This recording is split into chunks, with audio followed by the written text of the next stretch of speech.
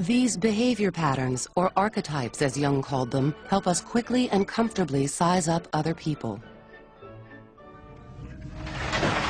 I'm Luke Skywalker. I'm here to rescue you. Even at the movies, once we've identified someone as an archetypical hero, we can better predict his behavior. When we see a movie like Star Wars, we're already right there. There's that immediate connection with the various characters in the movie.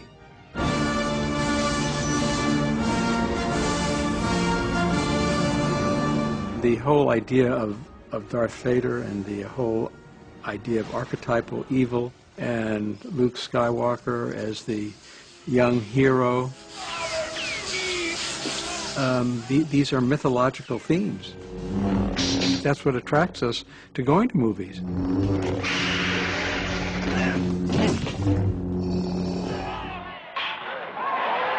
In the real world, many of us unconsciously play out these archetypical roles. The nurturing mother, the good son, the successful business person. But often there is a more complex, unique person inside of us that is struggling to be recognized. Most young people today develop, I think, a pretty mature sense of how to look and act at the right times. And boy, they're quick to recognize somebody who doesn't. Jung stressed that in order to be truly happy, we must stop trying to be who we think we should be or who everyone expects us to be, and figure out who we really are. I think at one time or another, every girl wants to be a cheerleader. And if you're just out for the prestige, if you don't really care, the other kids spot you as a phony right away. For years, Jung himself had played out archetypical roles. He had devoted himself to following in Freud's footsteps, all the while suppressing the inner voice that was telling him to go his own way. After his many years of soul-searching, Carl Jung had found his true self. Promoting individuality became a cornerstone of Jung's work, and with the end of World War I, a new and more open society emerged that was ready to embrace Jung's ideas. When he first published his theories in 1921, the book was an immediate international bestseller. In Psychological Types, Jung offered a system that would help people better understand different personalities and appreciate the qualities that make each of them unique. He coined terms like introvert and extrovert and explained how someone who is shy thinks differently from someone who is outgoing. Jung called this process of identifying and labeling different kinds of personalities typology. Typology helps an awful lot of explaining the difference in functioning, and that it's okay to be different, it's okay to function differently. For the public, finding out what personality type they were became the rage.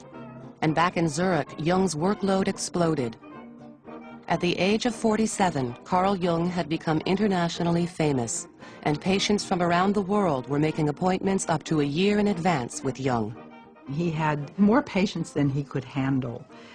Everybody wanted something from him. Artists and poets and writers of all sorts were attracted to him, and if they had creative blocks or they had issues with alcoholism or depression or lack of meaning, they would come to him.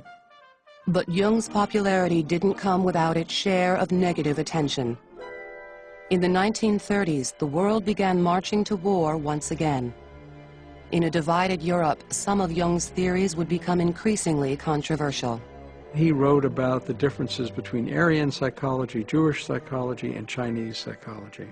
This was taken as Jung being anti-Semitic, but Jung said, well, look, any sensible person will see that there are differences in psychology between Jews, Aryans, and Chinese. Jung felt that if everyone could learn to understand each other's differences, there would be less conflict in the world. But ironically, Jung's theories were adopted by the Nazis, who twisted them to suit their own agenda. Jung sparked controversy in 1933 when he agreed to take over as head of an international society for psychotherapy. At the time, most of the group's members worked in Germany and were facing Nazi domination. Jung wrote that he wanted to help his German colleagues keep their relatively new profession alive, despite the suppression. But some viewed Jung's efforts as collaboration. At the time, Germany was the predominant country in Europe before World War II. Everything science, philosophy. So Jung felt it was very important to maintain psychotherapy in Germany if at all possible. So he worked with the Nazis from 1933 to 1940, and people have not forgiven him for doing that. Over the years, Jung vehemently denied being an anti-Semite and supporting the Nazis, but controversy remains. Toward the end of his life, Jung turned away from treating individual patients, traveling, and lecturing. A true introvert at heart, he spent increasing amounts of time at home on Lake Zurich, surrounded by his family. When his supporters began urging Jung to start an institute that would teach and spread his theories, Jung only reluctantly agreed. He had an allergy against following. He didn't want you to follow a guru. He didn't even want you to follow, Christ. He didn't want to follow. He wanted you to become an individual. So he didn't want people to follow him. But he realized people wanted to learn and study, his ideas and his thoughts, and he had no choice. Eventually, societies bearing Jung's name sprang up from San Francisco and Kiev to Singapore and Argentina. Jung himself spent his final years writing and enjoying a simple life. He died at his home in 1961. He was 85 years old. Despite his wishes, a definite cult of personality developed around Carl Jung after his death. With the age of flower power and hippies came a whole new generation that was captivated by Jung's message, which included terms like Age of Aquarius and New Age.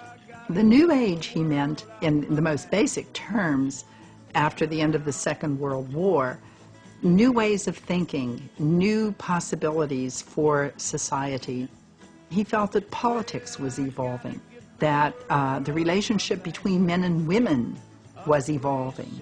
He had a sense that everything was going to change, and change profoundly.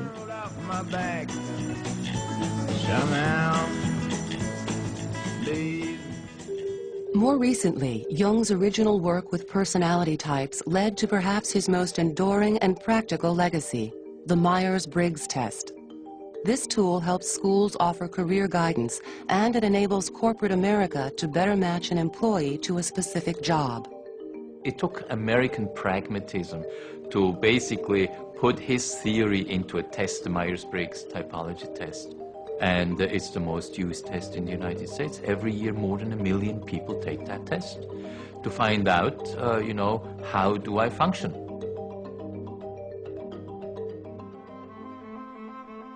Carl Jung was ahead of his time in many ways. Today, decades after his death, his once revolutionary theories are now part of the fabric of our culture.